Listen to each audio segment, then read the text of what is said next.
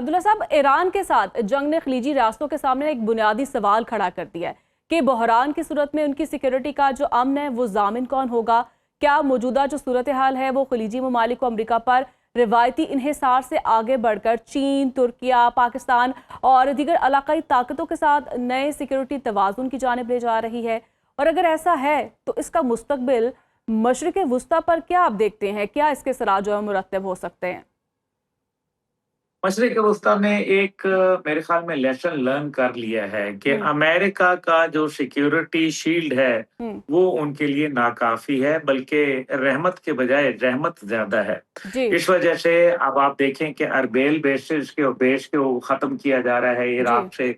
Jordan के अंदर उनका कमी आ रही है, वहां से इसराइल शिफ्ट कर रहे हैं। हम्म। दीगर जगहों के ऊपर अभी ये जो ईरानियन एयरफोर्स का हमला था हम्म। उसमें आपने देखा कि दो वजूहात हो सकती हैं। या तो ईरानियन एयरफोर्स ने अपने आप को इतना जदीद बना लिया है एवियोनिक्स के जरिए, जिससे मेरे ख्याल है कि उनको सिस्टम को नजर ही नहीं आया, या फिर अमेरिका वहां अपना जो सिस्टम था, जो कि दिफाई निजाम था, वो निकाल के ले जा चुका है इसराइल को बचाने के लिए। दोनों ही सूरतों के अंदर हालात तो खराब हैं, हम्म। इसलिए नए सिक्योरिटी एपरेटस और नए सिक्योरिटी निजाम की तो जरूरत है।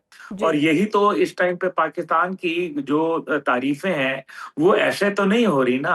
हम्म। फिर दुनिया को एक इमीडिएट खतरा भी है, एक वर्ल्ड ऑर्डर तब्दील हो रहा है।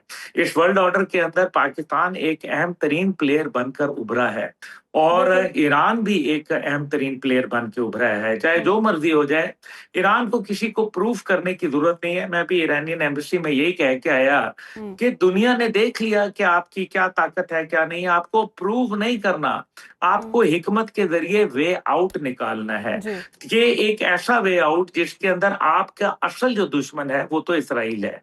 ये हम्म। अमेरिका तो आपका असल दुश्मन नहीं है, अमेरिका तो इसराइल के हाथों में एक खिलौना है। हम्म। आपको वे आउट निकालना है जिससे आप पूरी दुनिया से लड़ सकते हैं, लेकिन आप कहीं इम्प्लोजन का शिकार ना हो जाएं, अंदरूनी हम्म। खलफिशार ना आपके बढ़ जाएं, क्योंकि वो एक खतरा है उनके।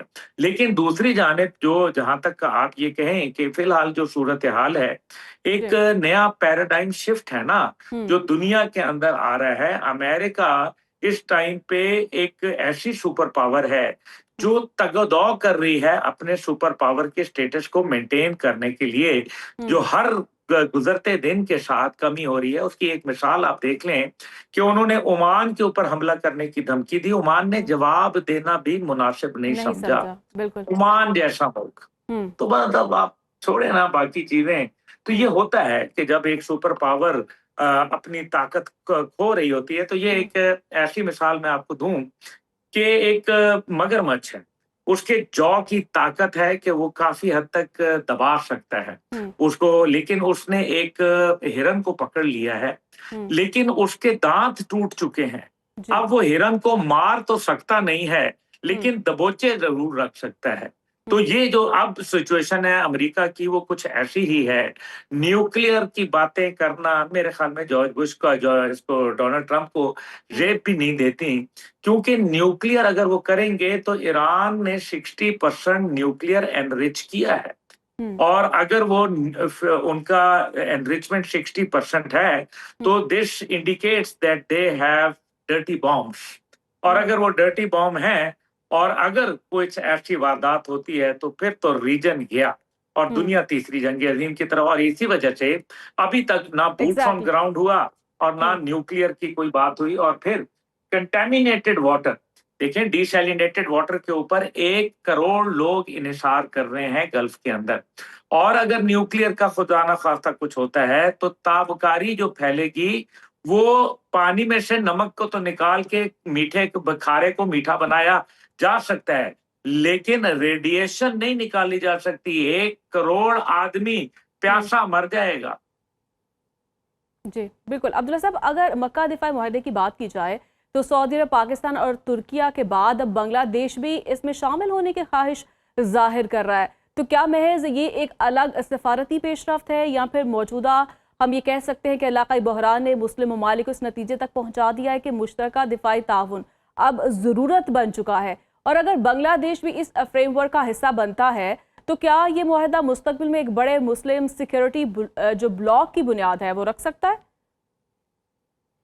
मुस्लिम सिक्योरिटी ब्लॉक की इब्तदा हो चुकी है। आप देखिए कि जब शहजादा मोहम्मद बिन सलमान, मैं समझता हूं कि उन्होंने एक इनिशिएटिव लिया था इस्लामी फौज का, और उसमें राहील शरीफ साहब को वो लेके आए थे 2017 में। वो दिन का दिन है आज तक। वो ठीक है कि इस्लामी फौज का वो जो कॉन्सेप्ट था वो सिर्फ अभी तक कागजों के अंदर ही रहा, कोई अमली उसका हम सबूत नहीं देख पाए। जी।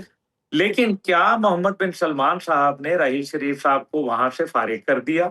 जी। क्या एक दफा भी उन्होंने कहा कि इस्लामी फौज खत्म हो गई है? तो नहीं कहा। यानी कि अब उन्होंने उसका नेक्स्ट फेज के अंदर आए, क्योंकि उस टाइम पे अमेरिका का दबाव था, मुश्किलात थी। अमेरिका ने भी बहुत, मेरे ख्याल में, गलीज जबान बादशाहत के खिलाफ इस्तेमाल की थी। वो भूले नहीं है इस बात को। इसलिए जो अमेरिका ने काम किया उनको पता तो है कि ये तो मुश्किलात हैं। इसकी बुनियाद के ऊपर उन्होंने मक्का मुआहिदा कर डाला, पहले पाकिस्तान के साथ, फिर 2 अजमी ममालिक के साथ। ये पहली दफा हुआ है कि 2 अजमी ममालिक के साथ मुआहिदा हुआ। बांग्लादेश ये कहता है कि हमें इंडिया से थ्रेट है, उनको कोई शक व शुबा नहीं है। और बांग्लादेश की सॉवरेनिटी, ये मामलात पहले बेहतर हो रहे थे, लेकिन सिंगापुर का और फिर चाइना का दौरा करके तारिक उर रहमान साहब ने ये साबित कर दिया कि उनकी तरजीहात में इंडिया शामिल नहीं है। और जो रही सही कसर जो G7 में उन्होंने जाना था, जिसके लिए इंडिया ने जोर लगाया, और वो ठीक है, फोरम भी फर्क था, लेकिन G7 के लिए भी उन्होंने ये कहा कि शेख हसीना को जो 5 अगस्त को आपने कॉन्फ्रेंस करवा दी वहां, और वहां उनको मीडिया के सामने ले आए, तो ये फिर उससे हालात कशीदा हो गए। तो ये अब जो बांग्लादेश की ख्वाहिश है वो सिर्फ उसी की नहीं है, बल्कि इसमें कई और ममालिक हैं। सीरिया भी इसमें शामिल है। सीरिया भी चाहता है कि वो एक दिफाई एग्रीमेंट का हिस्सा बने। इजिप्ट भी यही चाहता है, और भी ममालिक ये चाहते हैं। तो उसमें आपको सेंट्रल एशियन रिपब्लिक्स भी मिलेंगी जो ये चाहती हैं। तो ये एक वक्त का तकाजा है। एक अमेरिकन निजाम जो है वो डूब रहा है, तो दुनिया में एक मुतबादिल सिक्योरिटी निजाम तो आना ही है ना। तो पाकिस्तान उसका अल्हम्दुलिल्लाह मेरे ख्याल में गहवारा है। इस सारे मामले का, इस सारे का मरकज पाकिस्तान है। बिल्कुल।